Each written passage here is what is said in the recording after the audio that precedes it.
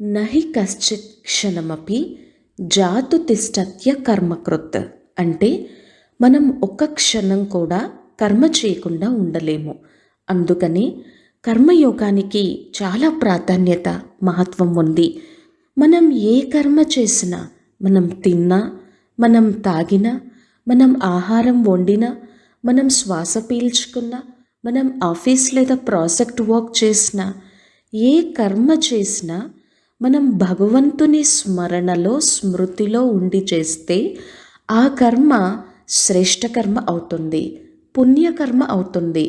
మనం చేసేటువంటి పుణ్యకర్మలన్నీ కూడా మనకొక సురక్షా కవచంలా పనిచేస్తాయి. అవి మనల్ని ఎంతో రక్షిస్తాయి. ఎందుకు శాస్త్రము ఈ కర్మయోగానికి ఇంత ఇంపార్టెన్స్ ఇచ్చింది అంటే, మనం ఏ కర్మ చేసినా ఆ కర్మ చేయడానికంటే ముందు మన మనస్సులో కొన్ని ఆలోచనలు, కొన్ని భావాలు ఇవన్నీ మొలకెత్తుతాయి.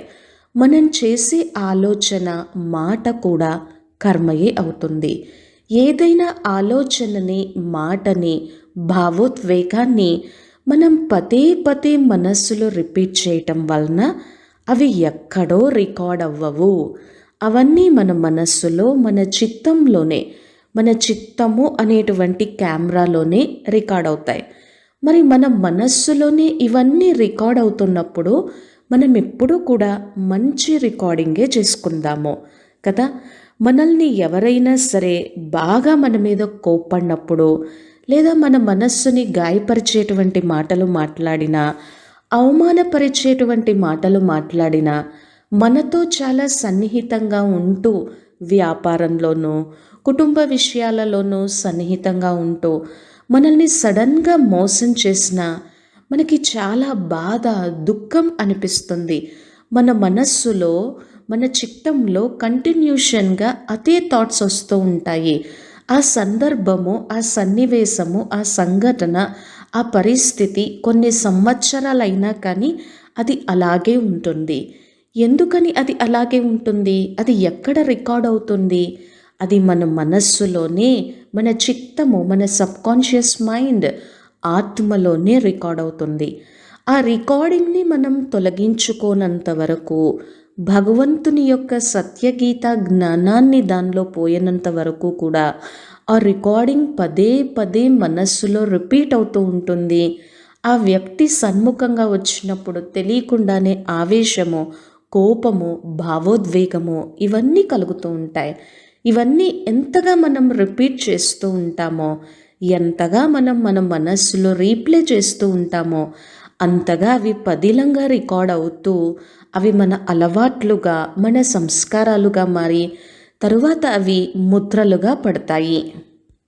ప్రపంచంలో ఉన్నటువంటి సీసీటీవీ కెమెరా బయట దృశ్యాన్ని మాత్రమే రికార్డ్ చేస్తుంది.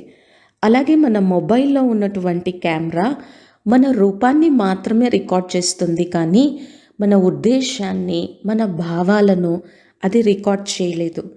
కానీ అన్నింటికన్నా పవర్ఫుల్ కెమెరా వచ్చేసి మన మనస్సు, మన చిత్తము. ఈ చిత్తములో మనం ఏదైతే రిపీటెడ్గా ఆలోచిస్తూ ఉన్నామో, ఏదైతే మాట్లాడుతూ ఉన్నామో, ఆ మాటల్ని, ఆలోచనలని కూడా, కర్మల్ని కూడా ఏ భావంతో, ఉద్దేశంతో చేస్తున్నామో అటువంటివన్నీ ఇంప్రింట్స్ అన్నీ కూడా, ముద్రలన్నీ కూడా మన మనస్సు, మన సబ్కాన్షియస్ మైండ్, చిత్తము స్టోర్ చేస్తుంది. ఇదే తర్వాత ఆధ్యాత్మికంగా ఒక సంస్కారంగా మారుతుంది. ఒకసారి మనకి కోపం వచ్చింది, ఆ కోపం పోయింది, కానీ మనం పదే పదే ఏదైనా ఒక సంఘటన, పరిస్థితి వచ్చినప్పుడు మనం క్రియేట్ చేసినటువంటి కోపము లేదా ఎమోషనల్, మెంటల్ డిస్టర్బెన్స్ ఏదైతే ఉందో, అది ఆ సన్నివేశం ఏదైతే ఉందో, ఆ అనుభవము ఏదైతే ఉందో అది పూర్తిగా మన మనస్సు నుంచి తొలగిపోయిందా? తొలగిపోలేదు. ఎందుకంటే అది మన మనస్సులోనే రికార్డ్ అయింది కాబట్టి. అందుకనే ఆ వ్యక్తి వచ్చిన, ఆ వ్యక్తి తాలూకు సందర్భము మన మనస్సులో గుర్తొచ్చినా కానీ మనకి తెలియకుండానే ఇక్కడ కోపం ప్రారంభమవుతుంది. ఎందుకని? దాన్ని మనం పదే పదే రిపీట్ చేయటం వలన దానికి సంబంధించినటువంటి ఇంప్రింట్స్ అన్నీ కూడా మన మనస్సులోనే ముద్రగా మారాయి. మరి ఏం చేసినా కానీ అది మన చిత్తంలో, మన మనస్సులో, మన సబ్కాన్షియస్ మైండ్లో రికార్డ్ అవుతున్నప్పుడు మనం మంచి ఆలోచనలే చేద్దాము.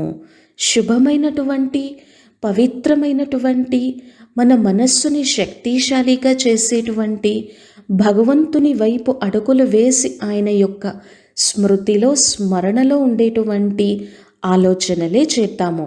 ఆ ఆలోచనలే మన మనస్సులో పదే పదే రిపీటెడ్ అవుతూ అది మనకి ఎంతో ఆనందాన్ని, సంతోషాన్ని ఇస్తాయి.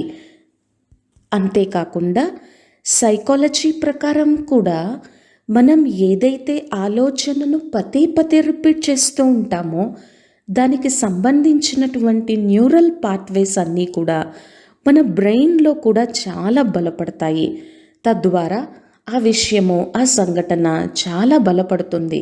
అందుకని మన ఆలోచనలు కర్మలుగా మారితే ఆ కర్మను పదే పదే చేయటం వలన అది ఒక అలవాటుగా మారితే, ఆ అలవాటు సంస్కారంగా మారితే, ఆ సంస్కారము మన చిత్తములో అనగా ఆత్మలో కొన్ని ఇంప్రింట్స్గా ఫామ్ అవుతే అదే ఒక సంస్కారంగా మారుతుంది. కొంతమందిలో ప్రతి క్షణం దైవాన్ని స్మరించి దైవానికి కృతజ్ఞత చెప్పేటువంటి సంస్కారం ఉంటుంది. కొంతమందిలో నిజాయితీతో వ్యవహరించేటువంటి, సత్యంగా ఉండేటువంటి, నిర్భయత్వంతో ఉండేటువంటి సంస్కారం ఉంటుంది. తదనుగుణంగా వాళ్ళ ఆలోచనలు, వాళ్ళ భావాలు ఉంటాయి. ఈ సంస్కారాలు, ఇంప్రింట్స్ అన్నీ మన చిత్తములోనే రికార్డ్ అవుతున్నాయి. అందుకని భారతీయ సనాతన ధర్మం అనుసారము మీరు ఏ కర్మ చేసినా కూడా మనస్సుని పరమాత్మయందు మగ్నం చేసి తండ్రి స్మృతిలో చేయాలి. అందుకనే భగవద్గీతలో కూడా ఎలా ఉంది అంటే, మన్మనాభవ మద్భక్తః మధ్యాజి మాం నమస్కురు మామే వైశ్యసి యుక్వైవ ఆత్మానం మత్పరాయణః. అంటే భగవంతుడు ఎంతగా నీ మనస్సుని, నీ బుద్ధిని, నీ మనస్సుని, నీ బుద్ధిని, నీ చిత్తమును, నీ హృదయమును నా యందు పెట్టి లేదా సమర్పణ చేసి నువ్వు కర్మ చేయి. ఎందుకంటే ఈ మనస్సులోనే ఎన్నో జన్మల నుంచి కలెక్ట్ చేసుకున్నటువంటి గత జన్మ వాసనలు కానీ, రికార్డింగ్స్ కానీ అన్నీ స్టోర్ అయి ఉన్నాయి. మరి ఆ పాత రికార్డింగ్ అంతా, ఆ నెగటివ్ రికార్డింగ్ అంతా తొలగిపోయి, ఆ భావోద్వేగాలకి సంబంధించినటువంటి రికార్డింగ్ అంతా కూడా తొలగిపోయి మన మనస్సు ఎంతో శీతలతని, ప్రశాంతతని అనుభవం చేసుకొని ప్రభు ప్రసాదంగా ఉండాలి అనంటే మనస్సు లోపలికి, చిత్తము దాకా వెళ్ళగలిగేది జ్ఞానము మాత్రమే, యోగము మాత్రమే. ఈ జ్ఞాన యోగాల యొక్క అగ్నితో, శక్తితో, తపస్సుతో మాత్రమే ఆ నెగిటివ్ రికార్డింగ్ అంతా కూడా తొలగించుకొని పాజిటివ్ రికార్డింగ్ని చేసుకోగలం. అందుకనే కర్మల విషయంలో చాలా జాగ్రత్త చేసుకోవాలి. సత్కర్మలు మనల్ని ఎప్పుడూ ఒక సురక్షా కవచంలాగా రక్షిస్తాయి, భగవంతునికి సమీపంగా తీసుకొస్తాయి. ఏ విధంగా బ్యాంకులో మనం అమౌంట్ని జమ చేస్తూ ఉంటే కొన్ని సంవత్సరాలకి అది ఇంట్రెస్ట్గా మారి ఎంతో ఎక్కువ అమౌంట్ అవుతూ ఉంటుందో, అలాగే ఇవన్నీ కూడా మన చిత్తములోనే జమ అవుతూ ఉంటాయి. ఇది నా మనస్సు. అందుకని మనం కొన్నిసార్లు అంటాము, నా మనస్సు మాట వినట్లేదు అని అంటాము, నా మనస్సు నా స్వాధీనంలో లేదు అని అంటాము, నా మనస్సు ఏదేదో ఆలోచిస్తుంది, ఎప్పుడూ లేనటువంటి ఆలోచనలన్నీ కలుగుతూ ఉన్నాయి అని అంటాము. గతంలో మనం చూసింది, మనం విన్నది, మనం మాట్లాడింది, మనం ఎక్కువగా ఆలోచించింది, ఇతరుల కోసం ఆలోచించింది అన్నీ పదిలంగానే మన మనస్సులోనే రికార్డ్ అవుతూ ఉన్నాయి.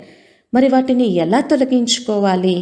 రోజు జ్ఞానము అనేటువంటి అమృతాన్ని పోస్తూ నేను శక్తి స్వరూపాన్ని, నేను ప్రేమ స్వరూపాన్ని, నేను పవిత్ర స్వరూపాన్ని, నేను నిర్భయ స్వరూపాన్ని, నేను అందరికీ సుఖాన్ని, శాంతిని, ఆనందాన్ని ఇచ్చి అందరి పట్ల శుభభావనలు పెట్టుకునేటువంటి విశేషమైనటువంటి స్వరూపాన్ని, నా ఆరోగ్యం చాలా బాగుంటుంది, నాకు వ్యాపారంలో కలిసి వస్తుంది, నేను అనుకున్నటువంటి ప్రతి కార్యము కూడా మంచిగా నాకు జరుగుతుంది, నాకు పరమాత్మ తోడుగా ఉన్నారు, అంతా మంచే జరుగుతుంది, ఏది జరిగినా కానీ నేను యాక్సెప్ట్ చేస్తాను అని మనము మంచి ఆలోచనలు, పాజిటివ్ పవర్ఫుల్ థాట్స్ క్రియేట్ చేయడానికి కావలసినటువంటిది జ్ఞానము.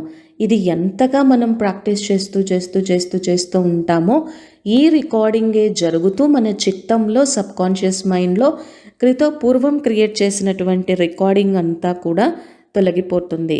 అందుకనే మనం ఏ విత్తనము నాటితే అదే ఫలితాన్ని పొందుతాము.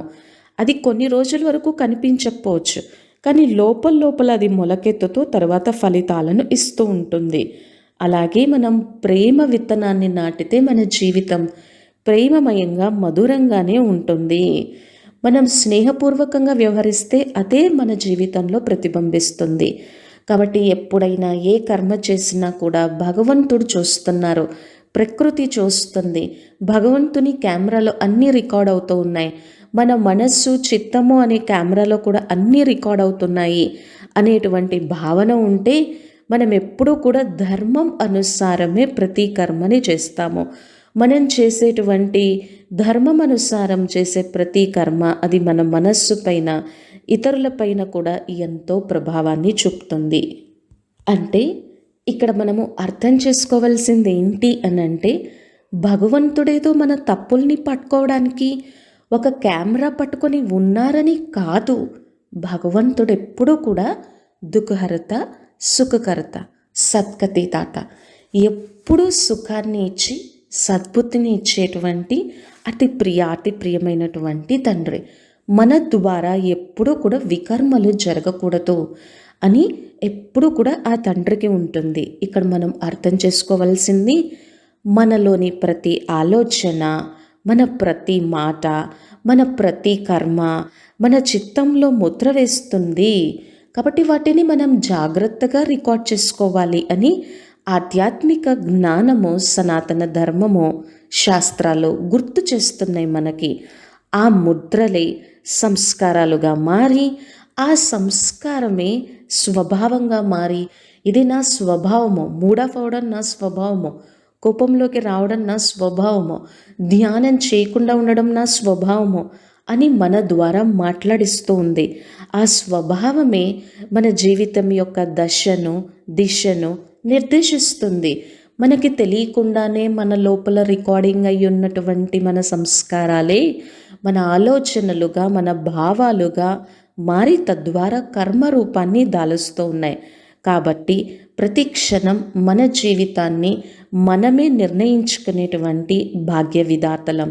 బుద్ధి కూడా ప్రతి చిత్రాన్ని స్పష్టంగా చూస్తుంది. అందుకనే మన జీవితాన్ని మనమే నిర్మించుకునేటువంటి చిత్రకారులం కూడా.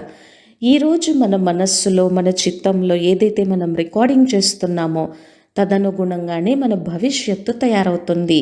అందుకనే యోగ వాసిష్టం కూడా ఏం చెప్తుంది అంటే, మన ఏవ మనుష్యానాం కారణం బంధమోక్షయో బంధాయ విషయాసక్తం ముక్తైవ నిర్విషయం స్మృతం.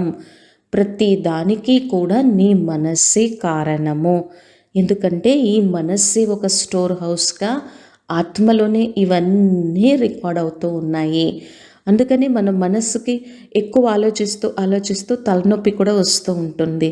అందుకనే గతం యొక్క ఫైల్స్ని, నెగిటివిటీ యొక్క ఫైల్స్ని అన్నింటినీ ఎప్పటికప్పుడు డిలీట్ చేసుకుంటూ ఉండాలి. మనల్ని బంధనంలోకి పడేయాలన్నా, దుఃఖంలోకి, అశాంతిలోకి పడేయాలి అన్నా మన మనస్సులో పదే మొలకెత్తుతూ ఉన్నటువంటి ఈ ఆలోచనలే కారణము. అలా కాకుండా దుఃఖము, అశాంతి, అజ్ఞానం నుంచి ముక్తి పొంది భగవంతుని స్మరణలో ఉంటూ అలౌకిక అతీంద్రియ సుఖాన్ని పొంది నిర్బంధనంగా ఉండాలి అన్నా కూడా ఈ మనస్సే కారణము. అంటే ఈ మనస్సులో మనం ఏదైతే రికార్డ్ చేసి పెట్టుకున్నామో ఇవే కారణము. అందుకనే మనం ప్రతి విషయంలోనూ, ప్రతి ఆలోచనలోనూ, ప్రతి మాటలోనూ, ప్రతి కర్మలోనూ కొంచెం అటెన్షన్ కానీ పే చేయగలిగినట్లయితే మన మనస్సులో ఎప్పుడూ మంచి రికార్డింగ్ అవుతుంది. మన చిత్తములో ఎప్పుడు కూడా అన్ని మంచి రికార్డింగ్సే అవుతాయి. ఆ మంచి రికార్డింగ్సే ముద్రలుగా మారి, సంస్కార స్వభావాలుగా మారి మన జీవితాన్ని ఉన్నతంగా చేస్తాయి. ఓం శాంతి.